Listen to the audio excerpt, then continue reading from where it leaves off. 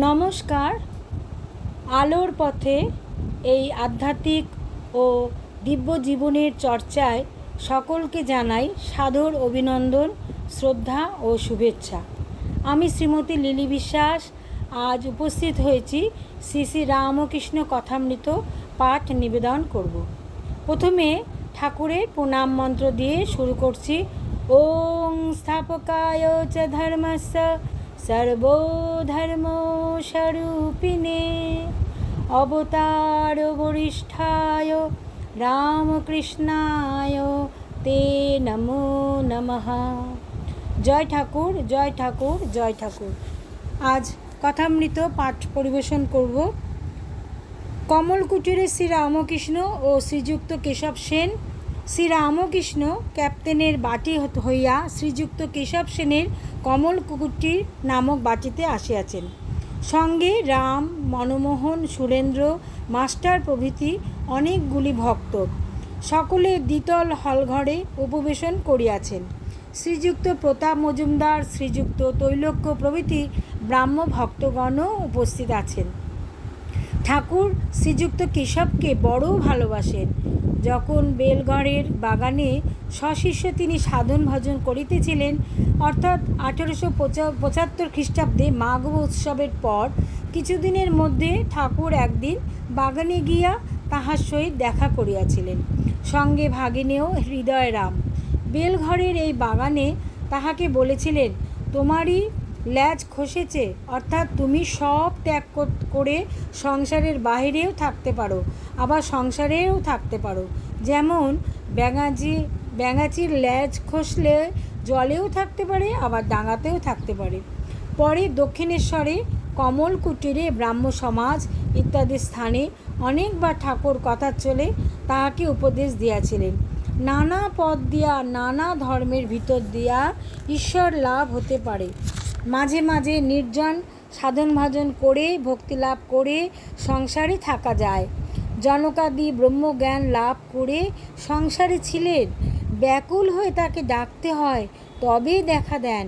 তোমরা যা করো নিরাকার সাধন, সে খুব ভালো। ব্রহ্মজ্ঞান হলে ঠিক বোধ করবে ঈশ্বর সত্য আর সব অনিত্য, ব্রহ্ম সত্য, জগৎ মিথ্যা। সনাতন হিন্দু ধর্মে সাকার নিরাকার দুই মানে। নানাভাবে ঈশ্বরের পূজা করে।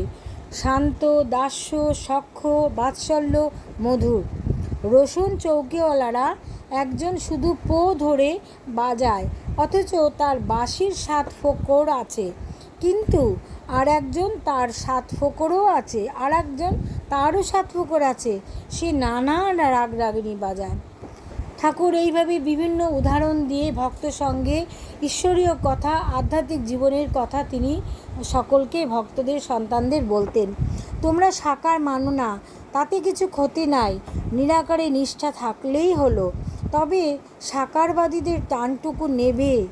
মা বলে তাকে ডাকলে ভক্তি প্রেম আরও বাড়বে। কখনো দাস্য, কখন সখ্য, কখন বাৎসল্য, কখনো মধুর ভাব। কোনো কামনা নাই, তাকেই শুধু ভালোবাসি, এটি বেশ। ঠাকুর বলছেন, এর নাম অহেতুক ভক্তি। টাকা কড়ি মান সম্ভ্রম কিছু চাই না, কেবল তোমার পাদপদ্মে ভক্তি। বেদ পুরাণ তন্ত্রে এক ঈশ্বরীয় কথাই আছে, ও তার লীলার কথা। জ্ঞান ভক্তি দুই আছে। সংসারে দাসীর মতো পড়ে থাকবে। দাসী সব কাজ করে, কিন্তু দেশে মন পড়ে আছে। মনিবের ছেলেদের মানুষ করে, বলে আমার হরি, আমার রাম, কিন্তু সে জানে ছেলে আমার নয়। তোমরা যে নির্জনে সাধন করছো, এ খুব ভালো, তার কৃপা হবে। জনক রাজা নির্জনে কত সাধন করেছিলেন। সাধন করলে তবে তো সংসারে নির্লিপ্ত হওয়া যায়। তোমরা বক্তৃতা দাও সকলের উপকারের জন্য, কিন্তু ঈশ্বর লাভ করে, ঈশ্বর দর্শন করে বক্তৃতা দিলে তবেই উপকার হয়। তার আদেশ না পেয়ে লোকশিক্ষা দিলে উপকার হয় না। ঈশ্বর লাভ না করলে তার আদেশ পাওয়া যায় না। ঈশ্বর লাভ যে হয়েছে তার লক্ষণ আছে। বালকবধ, জড়বধ, উন্মাদবধ, পিশাচবধ হয়ে যায়। যেমন সুখদেবাদি। চৈতন্যদেব কখনো বালকবধ, কখনো উন্মাদের ন্যায় নৃত্য করতেন, হাসেন, কাঁদে, নাচে, গায়। পুরীধামে যখন ছিলেন তখন অনেক সময় জড় সমাধিতে থাকতেন। এইভাবে ঠাকুর ভক্ত সঙ্গে বিভিন্ন আধ্যাত্মিক বিষয়, ঈশ্বরীয় বিষয় নিয়ে আলোচনা করে আমাদের সংসারীয় মানুষদের তাদের আধ্যাত্মিক উন্নতির চেষ্টা করতেন।